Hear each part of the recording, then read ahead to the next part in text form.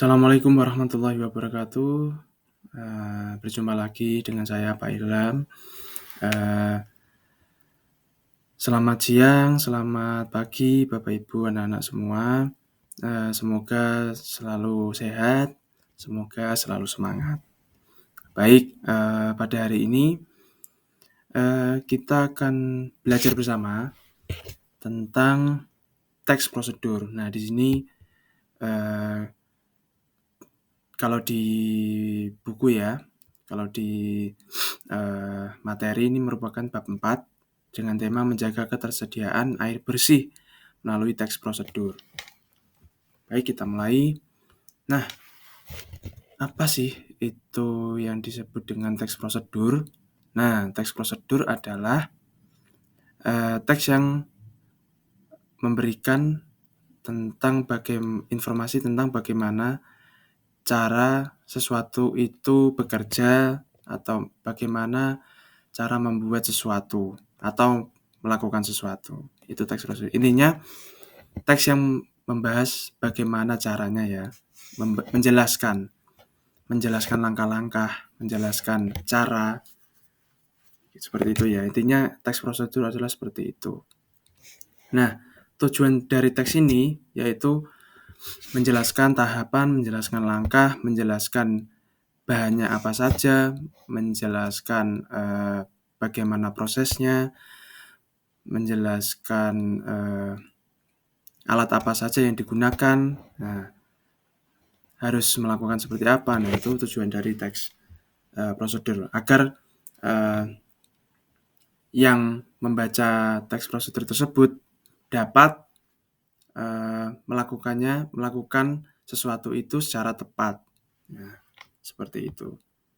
Kemudian kita masuk ke ciri-ciri. Secara umum, ciri-ciri teks prosedur adalah sebagai berikut. Yang pertama pasti ada langkah-langkahnya ya. Langkah-langkah itu berurutan gitu. Langkah-langkah adalah hal-hal yang harus dilakukan secara berurutan.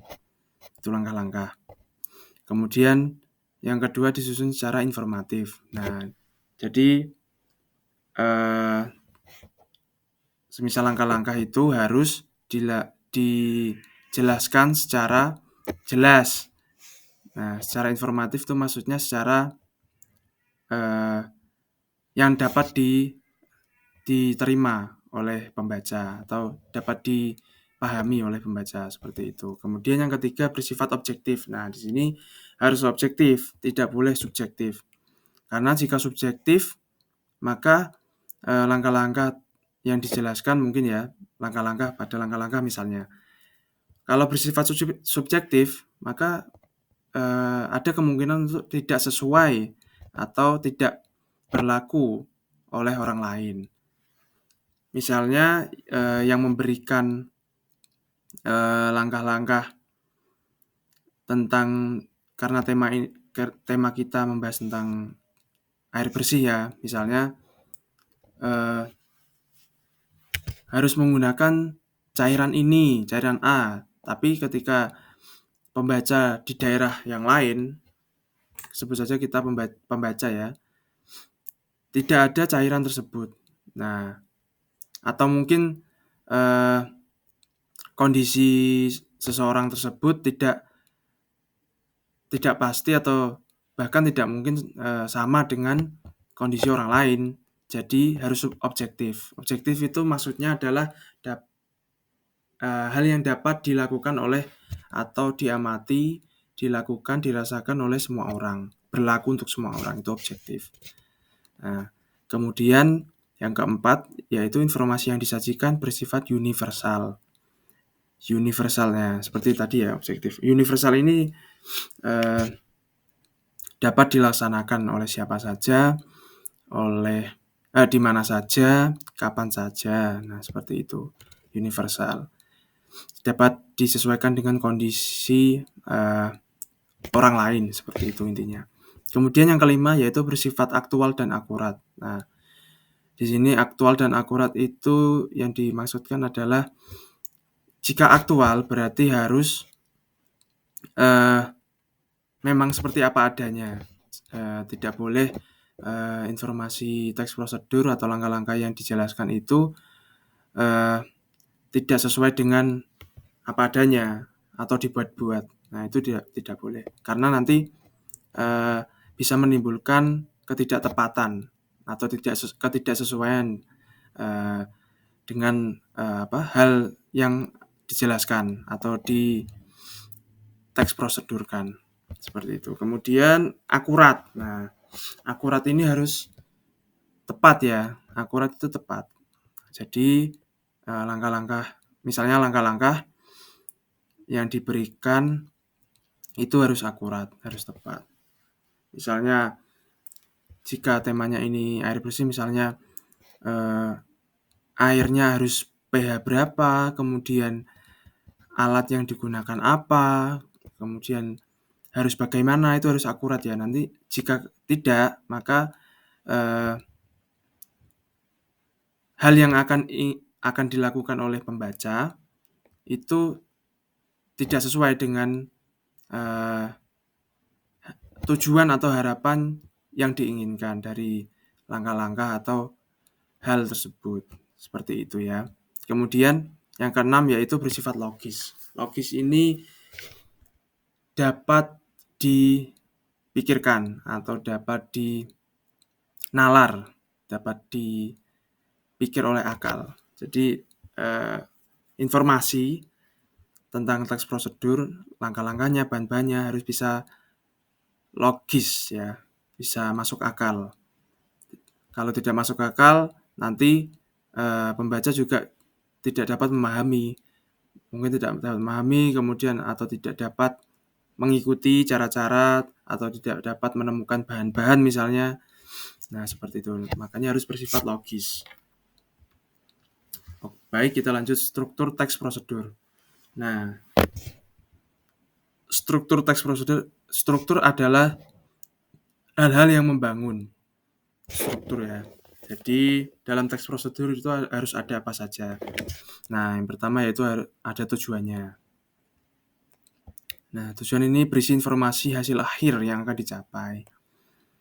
Itu misalnya jika air bersih, misalnya tujuannya berarti eh, harus tersedia air bersih misalnya, atau mengubah eh, air kotor menjadi air bersih, misalnya seperti itu ya. Kemudian yang kedua ada material. Material ini berisi tentang alat dan bahan. Istilah sederhananya seperti itu. Yang umum digunakan dalam masyarakat biasanya alat dan bahan seperti itu. Nah, di sini material. Kemudian yang ketiga yaitu langkah-langkah. Langkah-langkah seperti anak-anak tahu ya. Langkah-langkah berisi informasi berupa tahapan. Tahapan itu tidak bisa loncat ya, harus urut, harus berurutan. Tidak boleh meloncati satu sama lain. Seperti itu. Agar nanti pembaca itu dapat tepat melakukan langkah-langkah atau cara melakukan yang akan dilakukan seperti itu. Misalnya air bersih ya, air bersih pertama misalnya harus disuling dulu. Nah, harus diapain dulu. Nah, misalnya proses penyulingan itu dilompati misalnya. Nah, itu nanti akan menyebabkan air yang kurang bersih misalnya ya. Nah, itu menjadi tidak tepat atau tidak mencapai tujuan seperti itu. Kemudian yang keempat adalah penegasan ulang atau simpulan. Nah, ini bisa ditambahkan, bisa juga tidak, opsional. Nah, ini biasanya penegasan ulang itu simpulan dari keseluruhan langkah-langkah dan bahan-bahan. Seperti itu. Kemudian di sini kaidah kebahasaan teks prosedur. Yang pertama yaitu menggunakan kalimat perintah atau kalimat imperatif. Nah, karena ini adalah teks prosedur yang menjelaskan cara atau langkah, maka jenis kalimat yang digunakan pasti kalimat perintah atau kalimat perintah.